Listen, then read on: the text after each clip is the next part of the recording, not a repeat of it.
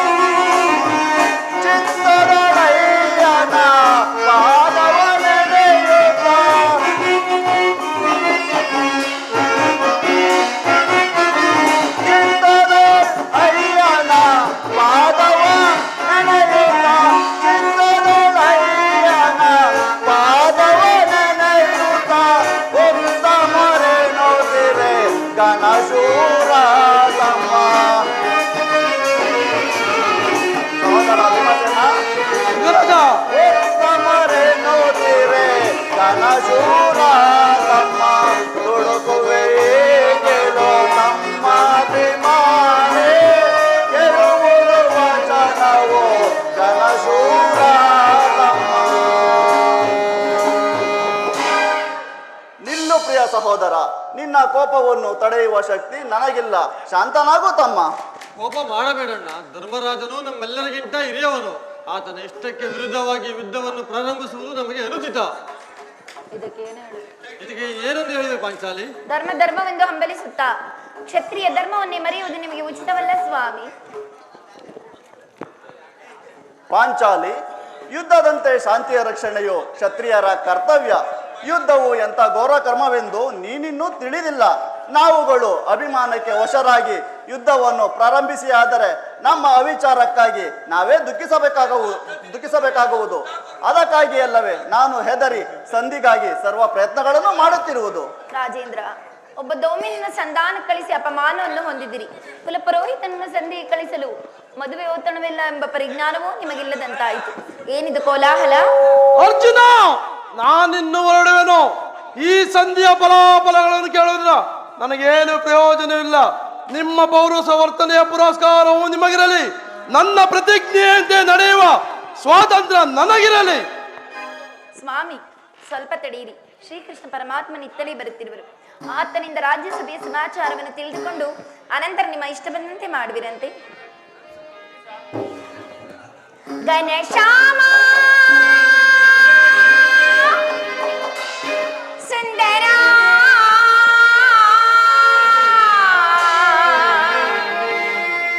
ನಿನ್ನ ಪ್ರೇಮ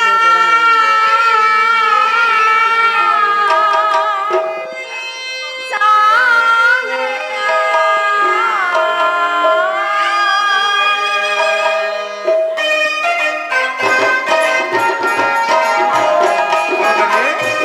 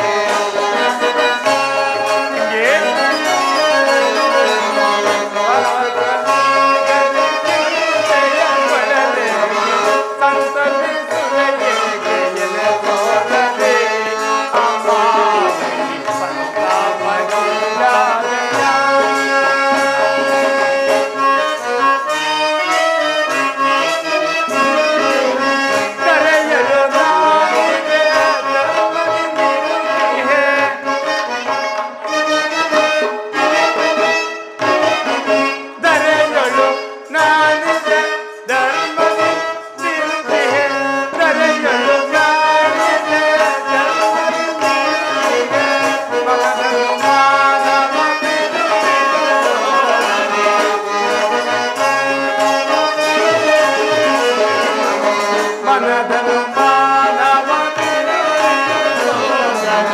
ಸಂತತಿ ಸುರೆಗೆ ಎಲೆಗೋದದೆ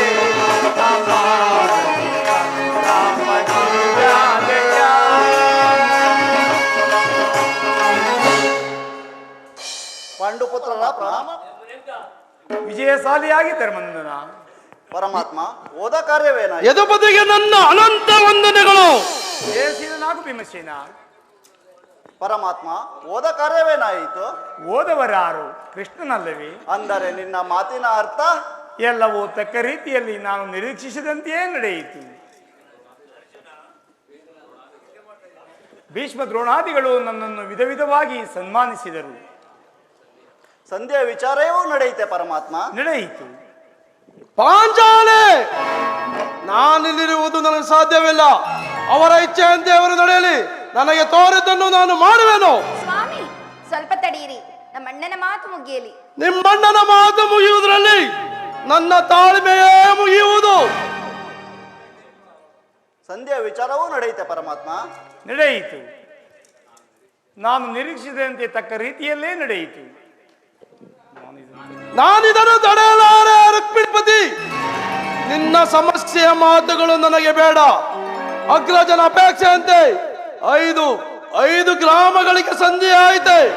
ನಾನು ಹೋಗಿದ್ದು ಅದಕ್ಕಾಗಿ ಅಲ್ಲವೇ ಭೀಮಸೇನ? ಕೃಷ್ಣ, ಇದೀಗ ನಿನ್ನ ಅಭಿಮತ ತಿಳಿಯಿತು. ಅಜ್ಞಾತವಾಸದ ಬದಲಿ ಅರ್ಜುನನು ಬಳೆ ತೊಟ್ಟನು.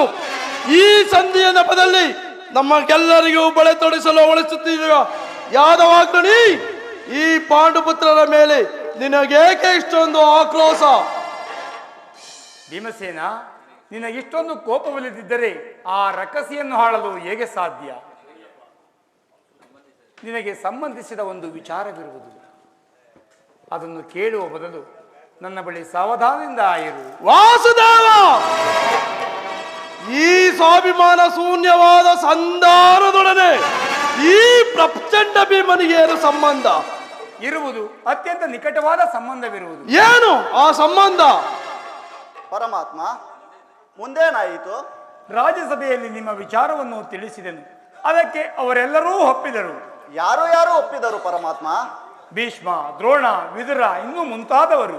ಆ ದುರ್ಯೋಧನ, ಆತನು ಸಹ ಒಪ್ಪಿದನು.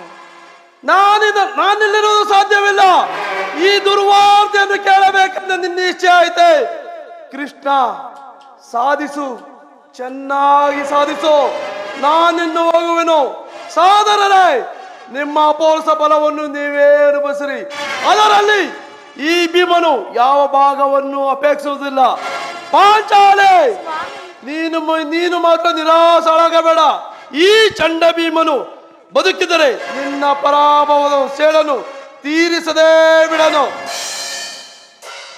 ನೀನು ನಿಜವಾಗಿ ವಿಡಂಬಾಪತಿಯೇ ಸರಿ. ಅಷ್ಟೊಂದು ಕೋಪವಿಲ್ಲದಿದ್ದರೆ ಆ ರಕ್ಕಸಿಯನ್ನು ಆಳಲು ಹೇಗೆ ಸಾಧ್ಯ?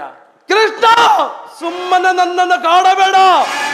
ಈ ಸಂಧಿಯ ಸುದ್ದಿ ನನಗೊಪ್ಪದು.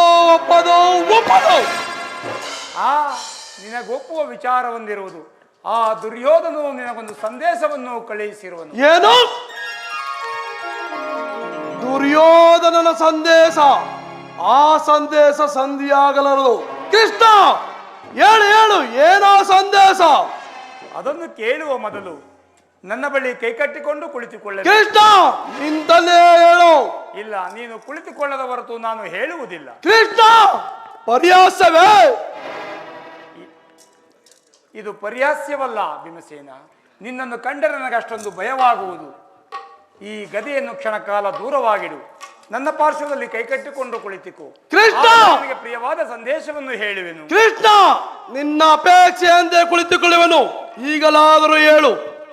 ಹಾಗಾದರೆ ನೀನು ನನ್ನ ಬಂದಿ. ಅದು ಕ್ಷಣಕಾಲ ಮಾತ್ರ. ಅರ್ಜುನ, ಈ ಗದೆಯನ್ನು ಕ್ಷಣಕಾಲ ಹಿಡಿದಿರು. ಯಾಜ್ಞಸೇನೆ, ಸಮೀಪಕ್ಕೆ ಬಾ. ನಾನು ಹೇಳಿದಂತೆ ಮಾಡಬೇಕು, ತಿಳಿಯಿತೆ? ಹಾಗಾದರೆ ತೆಗೆದುಕೋ ಈ ಹಗ್ಗವನ್ನು. ಇದು ನನಗೊಂದು ಕಡೆ ಪುರಸ್ಕಾರವಾಗಿ ದೊರೆತಿದೆ. ಇದರಿಂದ ನಿನ್ನ ಪತಿಯ ಕರಗಳನ್ನು ಬಂಧಿಸು. ಇದೇನು ಪರಿಹಾಸವೇ ಅಣ್ಣ? ಸಹೋದರಿ, ನೀನು ಶತ್ರುಗಳ ಎಡೆಮುಡಿಯನ್ನು ಬಿಡಿಸುವುದರಲ್ಲಿ ಮಹಾಪಂಡಿತೆಯಂತೆ ಹಾಗೆಯೇ ನಿನ್ನ ಪತಿಯ ಕರೆಗಳನ್ನು ಬಂಧಿಸಲು ಬರುವುದೋ ಇಲ್ಲವೋ ಎಂದು ನೋಡೋಣವಷ್ಟೇ. ಭೀಮಸೇನ, ಆ ಸಂದೇಶವನ್ನು ಕೇಳುವ ಇಚ್ಛೆ ಇದ್ದರೆ ಕೃಷ್ಣ, ಪಾಂಚಾಲಿ, ಕಟ್ಟು ನನ್ನ ಕರಗಳನ್ನು. ಕೃಷ್ಣ, ಹೇಳು, ಏನೋ ಸಂದೇಶ?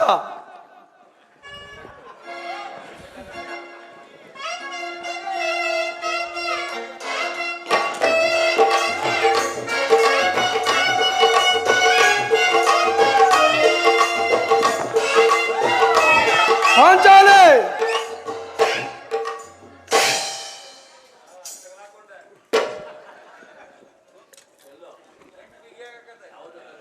ಹೀಗೆ ಕೇಳಿರಿ. ಈ ಭೀಮನನ್ನು ಬಂಧಿಸಿರುವ ಹಗ್ಗದಿಂದ ಈ ದಿನ ರಾಜ್ಯಸಭೆಯಲ್ಲಿ ನನ್ನ ಸರ್ವ ಅಂಗಾಂಗಗಳನ್ನು ಬಂಧಿಸಲು ಅನುವಾಗಿತ್ತು. ಯಾರು ಯಾರು ಈ ಕಾರ್ಯವನ್ನು ಮಾಡಲು ಯತ್ನಿಸಿದರು ಪರಮಾತ್ಮ? ಮತ್ತಿನ್ಯಾರು? ದುರಭಿಮಾನಿಯಾದ ದುರ್ಯೋಧನನು ಆಜ್ಞೆ ಮಾಡಿದನು. ಆತನ ತಮ್ಮನಾದ ದುರಾಚಾರಿಯಾದ ದುಶ್ಯಾಸನು ನನ್ನನ್ನು ಬಂಧಿಸಲು ಯತ್ನಿಸಿದನು. ಇಂತಹ ಕಾರ್ಯವು ಅವರಿಗಲ್ಲದೆ ಮತ್ಯಾರಿಗೆ ಸಾಧ್ಯ? ಪಾಂಚಾಲಿ, ಬಿಚ್ಚು ನನ್ನ ಕರಗಳನ್ನು. ದುರ್ಯೋಧನನ ದುರಾಭಿಮಾನವು ಶಿಖರ ಮುಟ್ಟಿತು. ನಮ್ಮ ಪ್ರಿಯ ಬಂಧುವಾದ ಕೃಷ್ಣನನ್ನು, ಆ ಕುನ್ನಿ ಕೌರವನು ಈ ರೀತಿ ಅಪಮಾನ ಮಾಡಿದನೆ. ಅಗ್ರಜ, ಧನಂಜಯ, ಇದಕ್ಕೆ ನಿಮ್ಮ ಉತ್ತರವೇನು? ವಾಸುದೇವ, ಆ ನೀಚರು ನಿನಗೆ ಮಾಡಿರುವ ಅವ ಹೇಳಲವರನ್ನು ನೆನೆಸಿಕೊಂಡರೆ ಆ ಕಷ್ಟರನ್ನು ನುಚ್ಚು ನೂರಾಗಿ ಕಡಿದು ಬಿಡುವೆನು. ಇಷ್ಟು ಮಾತ್ರವಲ್ಲ, ಆ ಸಂದೇಶಕ್ಕೆ ಕೊಟ್ಟ ಉತ್ತರವನ್ನು ಕೇಳಿರಿ.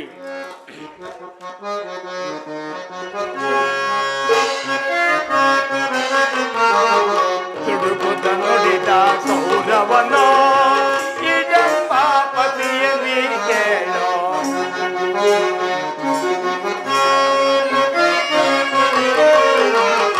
ತುಡುಕುತ್ತ ನುಡಿದ ಕೌರವನೋ ಇದೆಂಬ ಪತಿಯಲ್ಲಿ ಕೇಳೋ.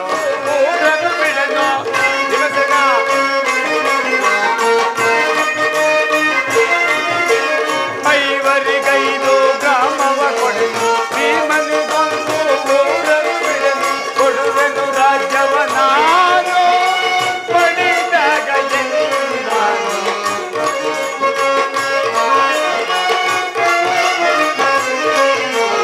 ಕೊಡುವೆನು ರಾಜ್ಯವ ನಾನು ಪಡಿದಾಗ ನಾನು. ತುಡುಕುತ್ತ ನುಡಿದ ಕೌರವನು ಇದೆಂಬ ಪತಿಯಲ್ಲಿ ಕೇಳೋ.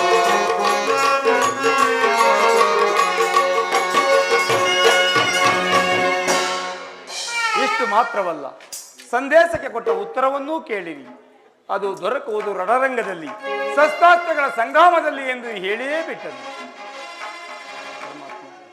ಈ ಸಂದೇಶಕ್ಕೆ ನನಗುಳಿದಿರುವುದು ಒಂದೇ ಉತ್ತರ, ಅದು ಯುದ್ಧ. ನನ್ನ ಪ್ರಯತ್ನಗಳೆಲ್ಲವೂ ವಿಫಲವಾಗಿ ಮುಂದೆ ಬಂದು ನಿಂತಿರುವುದು ಯುದ್ಧ. ಕೃಷ್ಣ, ನೀನೇ ತಿಳಿದಿರುವೆ, ನಾನು ಈ ಯುದ್ಧವನ್ನು ಅಪೇಕ್ಷೆ ಪಟ್ಟವನಲ್ಲವೆಂದು, ಸಂಧಿಗಾಗಿ ಸರ್ವ ಪ್ರಯತ್ನಗಳನ್ನು ಮಾಡಿದವನೆಂದು. ಪಾಂಚಾಲಿ, ಬಿಚ್ಚು ನನ್ನ ಕರಗಳನ್ನು. ಅಗ್ರಜ, ನೀನಲಾದರೂ ಬಿಚ್ಚು. ಧನಂಜಯ, ನೀನಲಾದರೂ ಬಿಚ್ಚು. ಬಿಚ್ಚುವುದಿಲ್ಲವೇ? ನಾನೇ ಬಿಚ್ಚಿಕೊಳ್ಳುವೆನು, ನಾನೇ ಬಿಚ್ಚಿಕೊಳ್ಳುವೆನು, ನಾನೇ ಬಿಚ್ಚಿಕೊಳ್ಳುವೆನು. ಅರಾರ ಮದ, ಎಲ್ಲಿ ನನ್ನ ಗದೆ? ಎಲ್ಲಿ ಎಲ್ಲಿ ನನ್ನ ಗದೆ? ಎಲ್ಲಿ? ಆ ದುರುಳ ದುರ್ಯೋಧನನ ಪುತ್ರ ಮಿತ್ರ ಬಂಧು ಬಾಂಧವರ ದುರದೋಳ್ ಬಲಿಕುದೇ.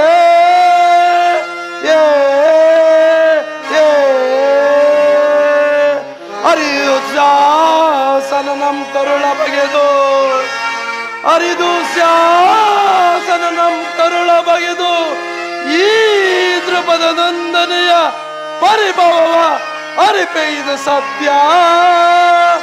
ಆ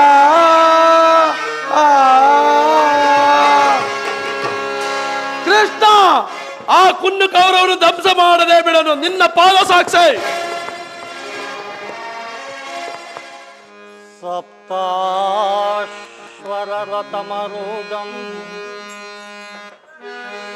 ಪ್ರಚಂಡ ಕಶ್ಯಪಾತ್ಮಜಂ ಶ್ವೇತಧರ ದೇವಂ ತಂ ಸೂರ್ಯಂ ಪ್ರಣಮಾಮ್ಯಂ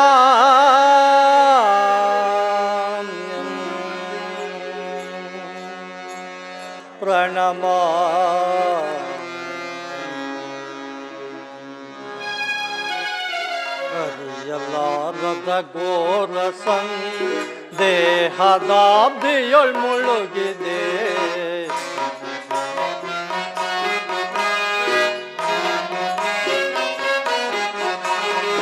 ಹರಿಯಲಾರದ ಘೋರ ದೇಹದಾಬ್ದಿಯೊಳ್ ಮುಳುಗಿದೆ ಮನದಿ ಮೂಡಿದ ಅಂಧಕಾರವ ಮನದಿ ಮೂಡಿದ ಅಂಧಕಾರವ ಬೆಳಗಿಸಿಂದೋ ಭಾಸ್ಕರ ಹರಿಯಲಾರದ ಘೋರ ಸಂದೇಹ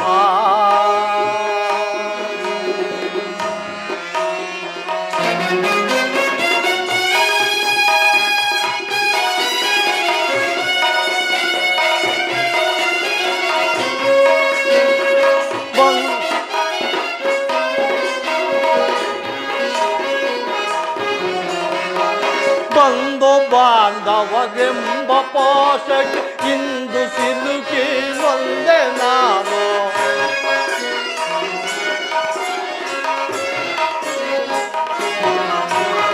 ಬಂದು ಬಾಂಧವರೆಂಬ ಪಾಶಕ್ಕೆ ಇಂದು ಸಿಲುಕಿ ನೊಂದೆ ನಾನು ನೀಗಿ ಶೋಷೋದಯ ಗೈಯಲು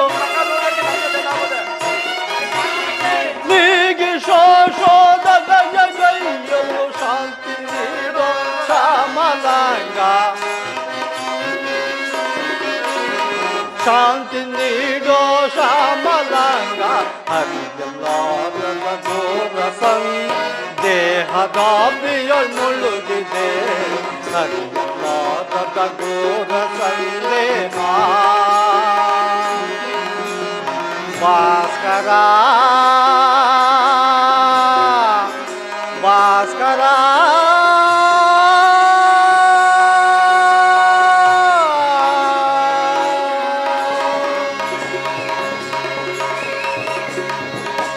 ಓಂ ನಮೋ ಸೂರ್ಯದೇವಾಯ ನಮಃ ಓಂ ನಮೋ ಸೂರ್ಯದೇವಾಯ ನಮಃ ಓಂ ನಮೋ ಸೂರ್ಯದೇವಾಯ ನಮಃ ಹೇ ಭಗವಾನ್ ಭಾಸ್ಕರ ದಿನಮಣಿ ಭಾಸ್ಕರ ನಿನ್ನ ಜ್ವಲಾಂತ ಪ್ರಭೆಯಿಂದ ಸೃಷ್ಟಿಯ ಮೊದಲಿನಿಂದಲೂ ಈ ಜಗತ್ತನ್ನೆಲ್ಲ ಬೆಳಗುತ್ತಿರುವೆ ಈಗ ನನಗೆ ಒದಗಿರುವ ಅಂಧಕಾರದ ಸಂದೇಹದಿಂದ ನನ್ನನ್ನು ಉದ್ಧಾರ ಮಾಡುದೇವ ಇದೋ ನಿನಗೆ ಅನಂತ ನಮಸ್ಕಾರಗಳು ಕರ್ಣ ಮಗು ಕರ್ಣ ಯಾರು ನನ್ನ ಏಕಾಗ್ರತೆಯನ್ನು ಭಂಗಪಡಿಸಿದವರು ಯಾರು ಕರ್ಣ ನೀನು ಪೂಜಿಸಿರುವ ಸರ್ವಸಾಕ್ಷಿಯಾದ ಸೂರ್ಯದೇನ ಜ್ವಲಂತ ಪ್ರಭೆಯನ್ನು ನಿನಗೆ ಮೊದಲು ತೋರಿಸಿದ ಸ್ತ್ರೀ ನಾನು. ನೀನು ಏನು ಹೇಳುತ್ತಿರುವೆಯೋ ನನಗೊಂದೂ ತಿಳಿಯದು. ಆದರೆ ನಿನ್ನ ಧ್ವನಿಯನ್ನು ಕೇಳಿದ್ದೀಯಾದರೆ ನನ್ನ ಬಹುದಿನದ ಚಿಕ್ಕಂದಿನ ಸವಿನೆನಪುಗಳು ಚೇತರಿಸಿಕೊಳ್ಳುತ್ತಿರುವು. ನೀನು ಯಾರು? ನಮ್ಮಿರುವರ ಸಂಬಂಧವೇನು? ನನ್ನ ಜನ್ಮದ ವೃತ್ತಾಂತವನ್ನು ನೀನು ತಿಳಿಸಬಲ್ಲೆಯ? ಕುಮಾರ, ನಾನು ಸತ್ಯವಾಗಿಯೂ ನಿನ್ನ ಹೆತ್ತ ತಾಯಿ. ನನ್ನ ಹೆಸರು ಕುಂತಿ ಎಂದು. ಕುಂತಿ? ಆ ನನ್ನ ಪರಮ ವೈರಿ ಅರ್ಜುನನ ತಾಯಿ, ನನ್ನನ್ನು ಹೆತ್ತ ತಾಯಿ. ಅಮ್ಮ, ಇದೋ ನಿನ್ನ ಪಾದಕ್ಕೆ ನಮಸ್ಕರಿಸುವೆನು ತಾಯಿ, ನಮಸ್ಕರಿಸುವೆನು. ಅಮ್ಮ, ಬಹುದಿನದ ಬಯಕೆ ಫಲಿಸಿತಮ್ಮ.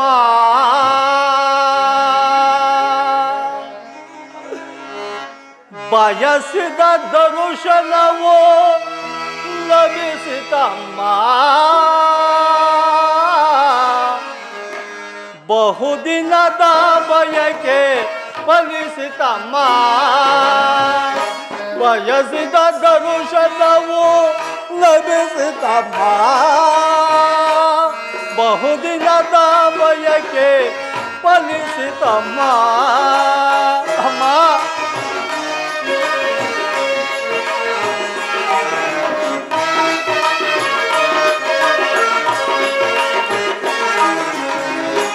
ಕರುಣೆಯ ತೋರಿದೆ ವರದ ಪೊರೆ ಅಮ್ಮ ಕುಮಾರ ಕರುಣೆಯ ತೋರಿದೆ ವರದ ಪೊರೆ ಎಂದಿಗೆ ಏನು ನವ ಎಂದಿಗೆ ಏನು ನವ ಅಮ್ಮ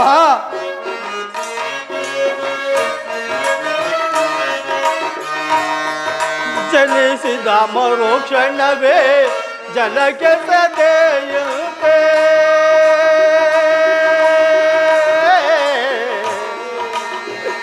ಅಮ್ಮ ಅಮ್ಮ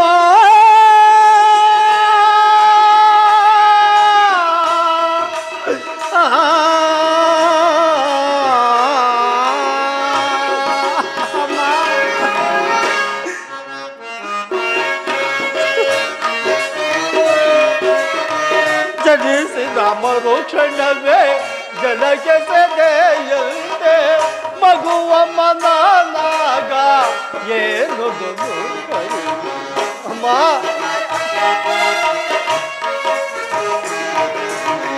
ಮಗುವ ಮನಾಗ ಏನೊಂದು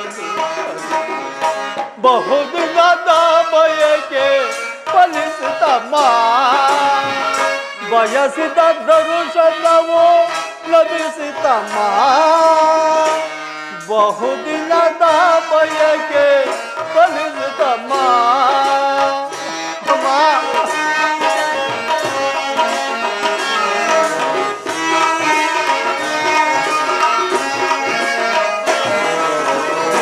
ನಾ ಮಾಡಿದ ಅಪರಾಧ ಏನದು ಅಮ್ಮ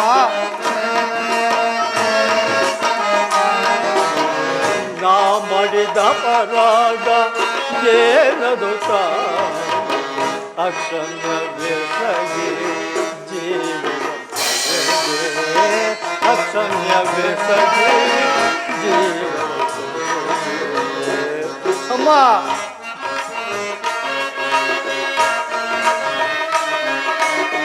ಮಗನೆಂಬ ಮಮಕಾರ ಬೇಕಿಲ್ಲ ತಾಯೇ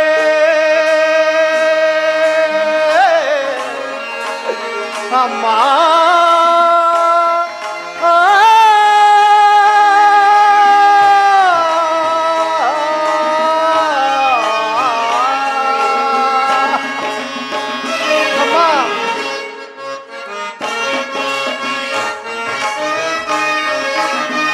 ಮಗನೆಂಬ ಮಮಕಾರ ಬೇಕಿಲ್ಲ ತಾಯೇ ಹೈವರ ಮಾತೆ ನಿನಗಿಸುದೇ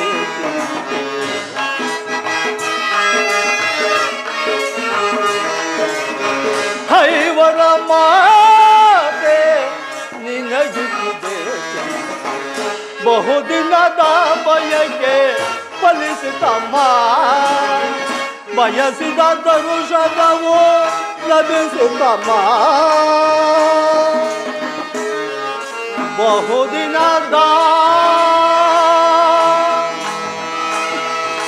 ಬಯಕೆ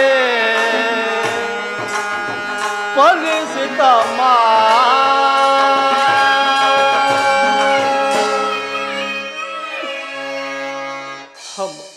ಕೀರ್ತಿಶಾಲಿ ಆಗು ಕಂದ. ನನ್ನದು ಎಂತಹ ಕೀರ್ತಿಯಮ್ಮ. ನಾನು ಹುಟ್ಟಿದ ಕೂಡಲೇ ನನ್ನನ್ನು ಗಂಗಾ ನದಿಯಲ್ಲಿ ಬಿಸಾಡುವುದಕ್ಕೆ ನಾನು ಮಾಡಿದ ದ್ರೋಹವಾದರೂ ಏನು ತಾಯಿ? ಈ ಪಾಪಿಯ ದೇಹವನ್ನು ಅಲ್ಲಿನ ಜಲಚರಗಳು ಕೂಡ ತಿನ್ನದೆ ಬಿಟ್ಟು ಬಿಟ್ಟವು. ಕಾಡಿನಲ್ಲಿರುವ ಕ್ರೂರ ಮೃಗಗಳು ಕೂಡ ತಮ್ಮ ತಮ್ಮ ಮರಿಗಳನ್ನು ಬಹಳ ಪ್ರೀತಿ ಮಮತೆಯಿಂದ ಸಾಕಿದರು. ಹೀಗಿರುವಲ್ಲಿ ಈ ಪ್ರಪಂಚವೇ ನನ್ನನ್ನು ಸೂತ ಏನ ಎಂದು ಹೀಯಾಳಿಸುತ್ತಿರುವಾಗ ನೀನು ಬಂದು ಒಂದೇ ಒಂದು ಮಾತಿನಿಂದ ಅದನ್ನೆಲ್ಲ ಪರಿಹರಿಸಬಹುದಾಗಿತ್ತು. ನೀನು ಏಕೆ ಸುಮ್ಮನಾದಿದ್ದಾಯಿ? ಹೋಗಲಿ ಬಿಡು. ಇಷ್ಟು ದಿನದ ಮೇಲಾದರೂ ಈ ಮಗನ ನೆನಪು ಬಂದಿತಲ್ಲ, ಕರುಣೆಯನ್ನು ತೋರಿದೆಯಲ್ಲ. ಈ ಉಪಕಾರದ ಭಾರವನ್ನು ನಾನು ಈ ಜನ್ಮದಲ್ಲಿ ಹೇಗೆ ತೀರಿಸಲಮ್ಮ, ಹೇಗೆ ತೀರಿಸಲಿ? ಕಂದ